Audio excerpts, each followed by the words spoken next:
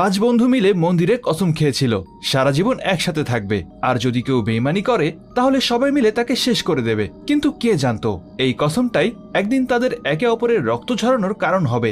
আজকের গল্পটা এক নিরীহ স্কুল ছাত্রের, যে মার খেতে খেতে হয়ে যায় শহরের সব থেকে বড় গুন্ডা। কিন্তু কিভাবে একটা শান্ত ছেলে হয়ে উঠল শহরের ত্রাস, আর তারই বন্ধুরা হয়ে যায় তার শত্রু। হ্যালো গাইজ, আমি মুভিম্যান আছি আপনাদের সাথে, আর আমাদের আজকের মুভির নাম মোঙ্গা। গল্পটা শুরু হয় মোঙ্গা শহরের বেঞ্জি নামের একটা ছেলেকে দেখিয়ে। বেঞ্জি খুবই শান্ত স্বভাবের ছেলে, এতটাই শান্ত স্বভাবের যে স্কুলের সবাই তাকে জ্বালাতন না করে থাকতেই পারে না। ছোটবেলা থেকেই যে স্কুলে এসে পড়েছে সব জায়গাতেই সবাই তাকে অনেক বিরক্ত করত। এই স্কুলেও প্রথম দিনেই বাচ্চারা তাকে বিরক্ত করা শুরু করে, কেমন জানি তার কপালেই লেখা, আয় আমাকে বিরক্ত কর।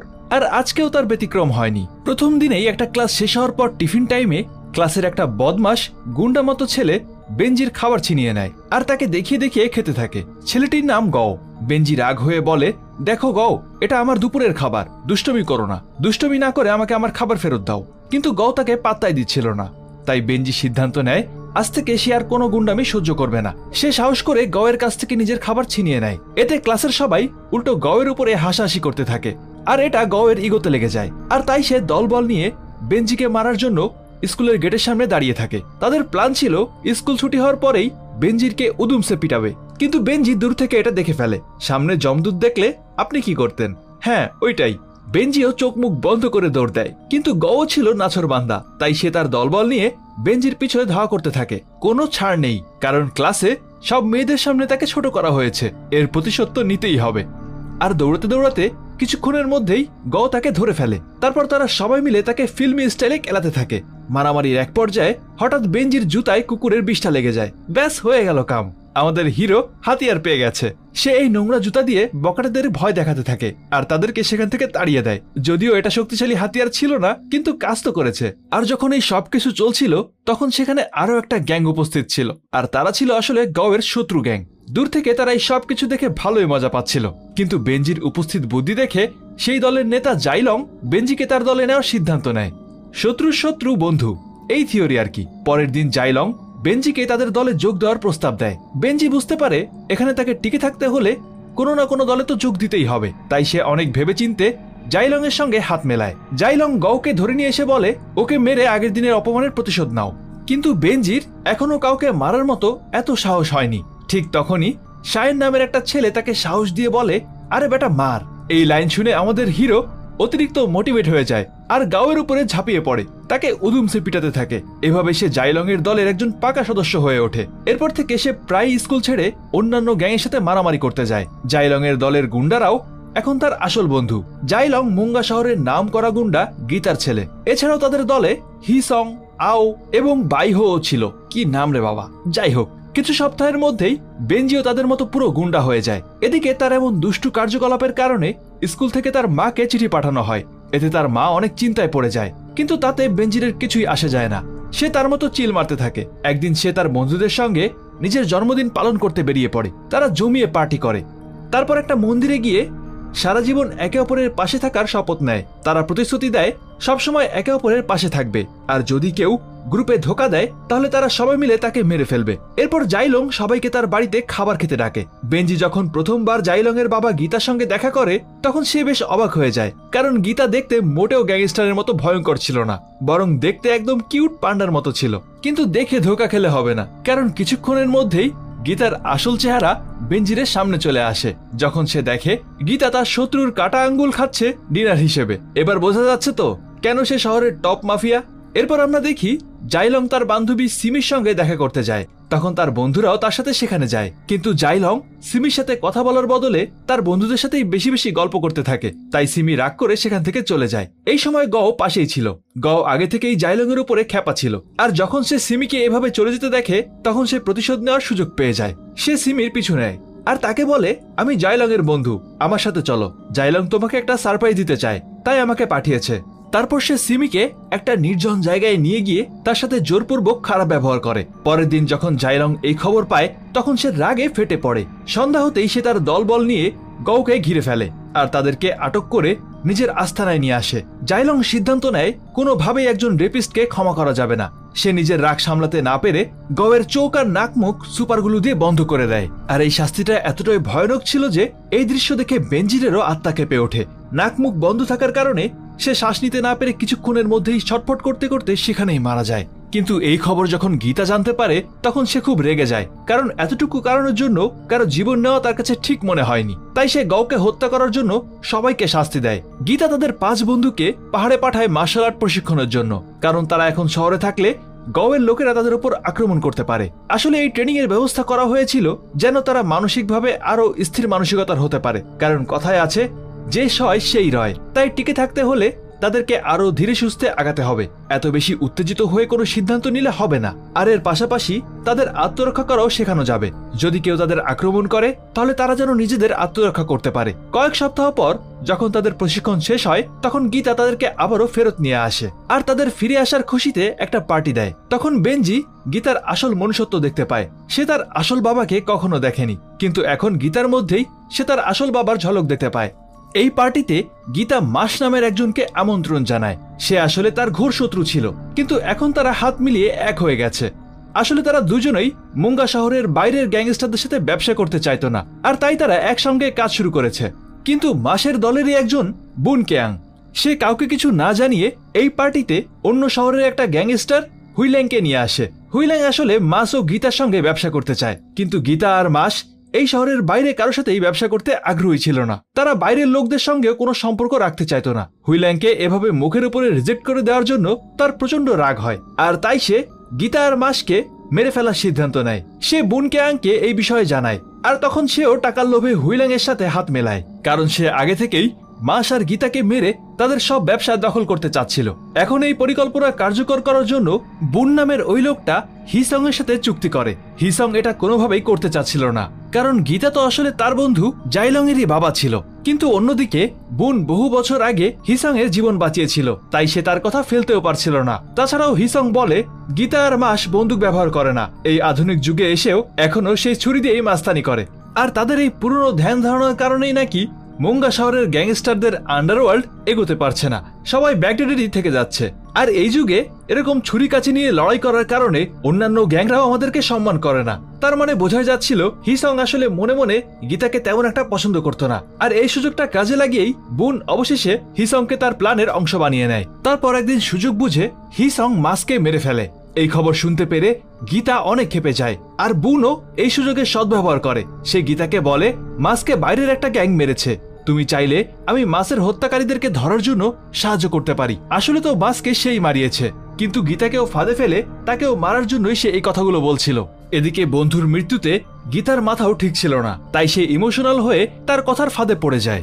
এরপর একদিন রাতে গীতা মন্দিরের ভেতরেই বসেছিল, তখন বুন তার কাছে একটা লোক পাঠিয়ে মিথ্যা সংবাদ দেয়। সে জানায় মাসের হত্যাকারীদেরকে খুঁজে পাওয়া গেছে। এটা শুনে গীতা কোনো কিছু না ভেবেই বন্ধুর খুনিকে ধরার জন্য তার সমস্ত লোকদেরকে সেখানে পাঠিয়ে দেয়। বুন তো আসলে এই সুযোগেরই অপেক্ষায় ছিল। আর যখনই গীতা মন্দিরে একা হয়ে যায় তখনই বুনের 4 জন গুন্ডা সাধারণ মানুষের ছদ্মবেশে সেখানে ঢুকে পড়ে, আর সুযোগ বুঝে তারা গীতার উপরে হামলা করে। কিন্তু গীতাও কোনো কাঁচা প্লেয়ার ছিল না, সে কিছুক্ষণের মধ্যেই 4 জন গুন্ডাকে মাটিতে ফেলে দেয়। কিন্তু বুন পাকাপোক্ত প্ল্যান করেই আক্রমণ করে। সে আগেই জানতো গীতা যত বড়ই কুম্ফু মাস্টার হোক না কেন গুলির হাত থেকে সে কোনোভাবেই বাঁচতে পারবে না, তাই সে সাথে করে পিস্তল নিয়েই সেখানে এসেছিল। আর বেশি কথা না বাড়িয়ে সঙ্গে সঙ্গে মন্দিরে ঢুকে গীতাকে গুলি করে দেয়, কারণ সে জানতো দেরি করলে তার সব ছেলেরা ফিরে আসবে, আর তখন সে কোনোভাবেই গীতার হাত থেকে বাঁচতে পারবে না। আর ঠিক সেই সময় বেনজিও মন্দিরের আশেপাশেই ছিল। সে গুলির আওয়াজ শুনে দৌড়ে মন্দিরের দিকে যায়, কিন্তু তার পৌঁছাতে অনেক দেরি হয়ে গেছে। সে পৌঁছানোর আগেই গীতা মারা যায়। পরের দিন বেনজি নিজেই গীতার চিতায় আগুন দেয়, কারণ জাইলং চাইলেও সামনে আসতে পারছিল না। সবার সন্দেহ ছিল তার বাবার খুনিরা হয়তো তাকেও মেরে ফেলবে। কি কপাল পোড়া ছেলে, বাবাকে শেষ দেখাও দেখতে পারল না। এদিকে হিসংও জানতো যতক্ষণ তার বন্ধুরা এই শহরে আছে ততক্ষণ বুনের লোকেরা তাদেরকে মেরে ফেলতে চাইবে। হিসং গীতাকে মেরে ফেললেও সে আসলে তার বন্ধুদেরকে ঠিকই ভালোবাসতো, তাই সে জাইলং, আও আর বাইহোকে একসাথে ডেকে আনে আর তাদেরকে কিছুদিনের জন্য ফিলিপাইনে চলে যেতে বলে। আর তার কথা শুনে সবাই ফিলিপাইনে চলে যাওয়ার সিদ্ধান্ত নেয়, কিন্তু সবাই গেলেও বেনজি সেখানেই থেকে যায়, কারণ সে এই শহর থেকে গীতার আসল খুনিকে খুঁজে বের করবে আর তার মৃত্যুর প্রতিশোধ দিতে চাচ্ছিল। আর তাছাড়াও সে আগে থেকেই হিসংকে সন্দেহ করছিল। সে মনে মনে ভাবছিল গীতা আর মাসের মৃত্যুর পেছনে অবশ্যই হিসং এর কোনো হাত আছে। আর সন্দেহ হওয়ার আরো একটা বড় কারণ হচ্ছে হিসং তার সব বন্ধুদেরকে চলে যেতে বললেও নিজে ঠিকই এই শহরে থেকে যাচ্ছে। সে সবাইকে পাঠিয়ে দিয়ে একা কি করে থাকবে? বিপদ হলে তো তারও হওয়ার কথা, তাই না? এই সব কিছু বেঞ্জির কাছে কেমন জানি একটা লাগছিল। এদিকে রাত হতেই বাইহো সবার নজর এড়িয়ে বাইরে চলে আসে। শুরু থেকেই তার সন্দেহ ছিল বুনই গীতাকে মেরেছে, তাই সে তার উপর নজর রাখছিল, কিন্তু কাউকে কিচ্ছু বুঝতে দেয়নি। তাই সুযোগ বুঝে একা একা বুনের গোডাউনে চলে যায় আর তাদের সব কথাবার্তা শুনে ফেলে। এরপর সে বুনের সামনে গিয়ে বলে, আমি সবাইকে বলে দেব তুমি গীতার আসল খুনি। আর এটা শুনে হুইল্যাং এর গুন্ডারা তাকে আটকে ফেলে নির্মমভাবে পিটায়। তার অবস্থা এত খারাপ হয়ে যায় যে আইসিইউতে ভর্তি করাতে হয়। এইসব দেখে হিসং বেঞ্জিকে বলে, তোমার এখনই ফিলিপাইনে চলে যাওয়া উচিত। হিসং এর একরোখা ব্যবহার দেখে বেঞ্জির একটু সন্দেহ বেড়ে যায়। এরপর সে আসল ঘটনা বের করার জন্য হিসং এর কথা মেনে ফিলিপাইনে যাওয়ার সিদ্ধান্ত নেয়। আসলে এটা একটা নাটক মাত্র। এটা আসলে হিসংকে বোঝানোর জন্য, যাতে সে মনে করে বেঞ্জি আসলেই ভয় পেয়ে ফিলিপাইনে চলে যাচ্ছে। এতে সে লুকিয়ে লুকিয়ে হিসং এর উপরে নজর রাখতে পারবে। এরপর কাহিনীতে আসে একটা বড় টুইস্ট। বেঞ্জি হুইল্যাং এর সঙ্গে দেখা করতে যায়। সেখানে গিয়ে জানতে পারে হুইল্যাংই তার মায়ের পুরনো প্রেমিক। বেঞ্জি এটা ভালোভাবেই জানতো গীতার খুনিকে ধরতে গেলে তার নিজের জীবনও চলে যেতে পারে। তাই সে হুইল্যাংকে বলে, আমার যদি কিছু হয়ে যায় তো আমার মায়ের যত্ন নিও। হুইল্যাং তাকে থামানোর অনেক চেষ্টা করে, কিন্তু বেঞ্জি কোনো কিছুর বিনিময়ে তার কথা মানতে চায় না। এরপর রাতে হুইল্যাং বেঞ্জির বাড়িতে তার মায়ের সাথে দেখা করতে আসে। আর এখানেই সব থেকে বড় টুইস্ট সে জানতে পারে, সে আসলে বেঞ্জির আসল বাবা। বেঞ্জির মা আজ পর্যন্ত এই সত্যটা হুইল্যাং আর বেঞ্জির দুজনের কাছ থেকেই লুকিয়ে রেখেছিল। আর যখনই হুইল্যাং জানতে পারে বেঞ্জির তার নিজের ছেলে, তখনই সে অস্থির হয়ে তাকে খুঁজতে বেরিয়ে পড়ে। কারণ সে ভালো করেই জানতো বেঞ্জির একা বড় কোনো গ্যাংয়ের সাথে পেরে উঠবে না। অন্যদিকে বেঞ্জি ফিলিপাইনে যাওয়ার নাটক করতে থাকে আর বন্ধুদেরকে নিয়ে মন্দিরে চলে আসে। ফিলিপাইন যাওয়ার আগে সবার সাথে শেষ দেখা করতে চায় সে, কিন্তু যেই সবাই একে একে যেতে শুরু করে অমনি বেঞ্জি সুযোগ বুঝে হিসং এর গলায় ছুরি ধরে বলে, সবার সামনে স্বীকার কর গীতার মাসকে তুই মেরেছিস।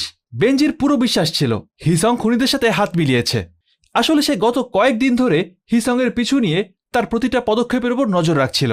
সে দেখেছিল হিসং বুনের সাথে আর হুইল্যাং এর সাথে নিয়মিত দেখা করে। অবশেষে হিসংও স্বীকার করে, হ্যাঁ আমি গীতাকে মেরেছি, কিন্তু আমি এসব তোদের এই শহরের ভালোর জন্যই করেছি। এমন সময় বুন আর তার লোকেরা মন্দিরে ঢুকে তাদের সবার উপর হামলা করে। আসলে বুন পাকা খেলোয়াড়, সে কোনোভাবেই প্রমাণ রাখতে চাচ্ছিল না, তাই সাপ মারার পর লাঠিও ভেঙে ফেলতে এসেছে। এখন বেঞ্জি, জাইলং আর আও বুন আর তার গুন্ডাদের সাথে মারামারি করতে থাকে। তাদের সবাইকে মারামারি করতে দেখে হিসং সেখানে স্তব্ধ হয়ে দাঁড়িয়ে থাকে। সে বুঝতে পারছিল না এখন তার কি করা উচিত, বন্ধুদের সাহায্য করা উচিত নাকি বুনকে। কিন্তু যখন সে দেখে তার বন্ধুরা সত্যের পক্ষে লড়াই করছে, তখন তার মধ্যেও সাহস চলে আসে। সে বন্ধুদের সাহায্য করার সিদ্ধান্ত নেয়। সে একটা ছুরি দিয়ে বুনের কান কেটে দেয়। তখনই হঠাৎ আশেপাশে পুলিশদের সাইরেনের আওয়াজ বেজে ওঠে। হিসং ভাবে এটাই পালানোর ভালো সুযোগ, কারণ সে যদি বেঞ্জির হাতে পড়ে বেঞ্জি তাকে ছাড়বে না। সুযোগ বুঝে হিসং সঙ্গে সঙ্গে সেখান থেকে পালিয়ে যায়। কিন্তু যখন বেঞ্জি তাকে পালাতে দেখে সেও তার পিছু নেয়। আসলে বেঞ্জির মাথায় রক্ত উঠে গিয়েছিল। সে সিদ্ধান্ত নিয়েই ফেলেছে বিশ্বাসঘাতকতার কোনো ক্ষমা নেই। কিন্তু হিসং দ্রুত সেখান থেকে পালিয়ে যায়। সেও বুঝতে পারে এখন তার সামনে দুটো পথ খোলা আছে, হয় হার মানতে হবে আর তা না হলে মরতে হবে। আর তাই আস্তানায় গিয়ে সে একটা পিস্তল বের করে আর সরাসরি বেঞ্জির সামনে গিয়ে দাঁড়ায় আর কোনো কথা ছাড়াই সোজা তার উপরে গুলি চালায়। যদিও গীতাকে সেই মেরেছে, কিন্তু এই সবকিছুর জন্য সে বেঞ্জিরকেই দায়ী করতে থাকে। সে বলে, তুই যদি চুপচাপ ফিলিপাইন চলে যেতি তাহলে আজকের ঘটনাটা ঘটতো না। বেঞ্জি বুঝতে পারে সে আর বেশিক্ষণ বাঁচবে না, তাই সে বলে, আমি নয় ফিলিপাইন যাইনি, কিন্তু তুই বন্ধুত্বের মাঝে বেইমানি করলি কেন? যাই হোক বন্ধু, আমাদের কপালে হয়তো এটাই লেখা ছিল। আমি চলে যাচ্ছি, তুই কি শেষবারের মতো আমাকে একবার জড়িয়ে ধরবি? আর এটা শুনে হিসং এর চোখে পানি চলে আসে। সে ইমোশনাল হয়ে পড়ে আর বেঞ্জিরকে জড়িয়ে ধরে। কিন্তু এটা তো বেঞ্জিরের পাতানো ফাঁদ ছিল। যেই হিসং তাকে জড়িয়ে ধরে অমনি বেঞ্জি তার পিঠে ছুরি ঢুকিয়ে দেয়। বেইমানের সাথেও বেইমানিই হয়, এটাই হয়তো তার উপযুক্ত প্রমাণ। ছুরি মারতেই হিসং আবারও বেঞ্জিরের উপর গুলি চালায় আর বলে, আরে গাধা, গীতা এতটাও ভালো মানুষ ছিল না যার জন্য তুই নিজের বন্ধুকে মারতে চাস।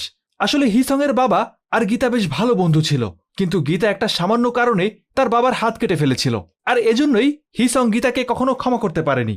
নিজের বাবার হাত কাটার প্রতিশোধ নিতেই গীতার দলে সে যোগ দিয়েছিল। আর এই দিক থেকে চিন্তা করলে হিসং কোনো ভুল করেনি, কারণ সে তার বাবার প্রতিশোধ নিয়েছিল। আর ঠিক তখনই পেছন থেকে জাইলং এসে হিসং এর পিঠে একের পর এক ছুরি মারতে থাকে। হিসং সেখানেই পড়ে যায় আর জাইলং তখন বলে, তাহলে আমিও তো কোনো অপরাধ করছি না তোকে মেরে, আমিও আমার বাবার হত্যার প্রতিশোধ নিচ্ছি। শুধু তাই না, আমি একটা বিশ্বাসঘাতকেরও বিচার করলাম। তুই নিশ্চয়ই ভুলে যাসনি, আমরা ওয়াদা করেছিলাম যদি কেউ বিশ্বাসঘাতকতা করে তবে তার একটাই শাস্তি, মৃত্যু। দেখতে দেখতে হিসং আর বেঞ্জি সেখানেই মারা যায়, আর এই করুণ বন্ধুত্বের গল্পটা এখানেই শেষ হয়ে যায়। বেঞ্জির গল্প শুরুটা ছিল নিজেকে বাঁচানোর একটা চেষ্টা থেকে, কিন্তু শেষ হলো সবকিছু হারিয়ে।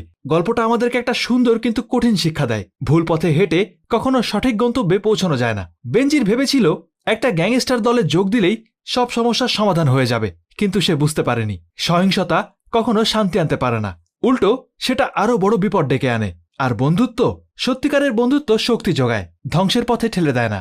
আর আপনাদের কি মনে হয়, এই বন্ধুত্বের ধ্বংসের পেছনে আসল দোষী কে? বেঞ্জি, হিসং, জাইলং নাকি পরিস্থিতি? কমেন্ট করে আমাকে অবশ্যই জানাবেন। আর এখন চলে যাচ্ছি সরাসরি আমাদের মুভি ম্যানের ফ্যান সেকশনে। আমাদের আজকের সেরা মন্তব্যকারী হিসেবে নির্বাচিত হয়েছেন গাজী মাইনুদ্দিন ভাই। তিনি বলেছিলেন, সত্যি ভাই, লাস্টে ইমোশনাল হয়ে গেছি। আমি চাঁদপুর সদর থেকে দেখছিলাম আপনার ভিডিও, তারপর সাদা লাভ। আপনাকে অনেক ধন্যবাদ। আর এভাবে আমাদের পাশে থাকার জন্য আপনাদের সবাইকে জানাই অন্তরের অন্তঃস্থল থেকে অসংখ্য ধন্যবাদ। আজকের মতো বিদায় নিচ্ছি, আবারও দেখা হবে নতুন কোনো মুভির গল্প নিয়ে। ততদিন পর্যন্ত সবাই ভালো থাকুন, আর অবশ্যই ভালোকে ভালোবাসুন।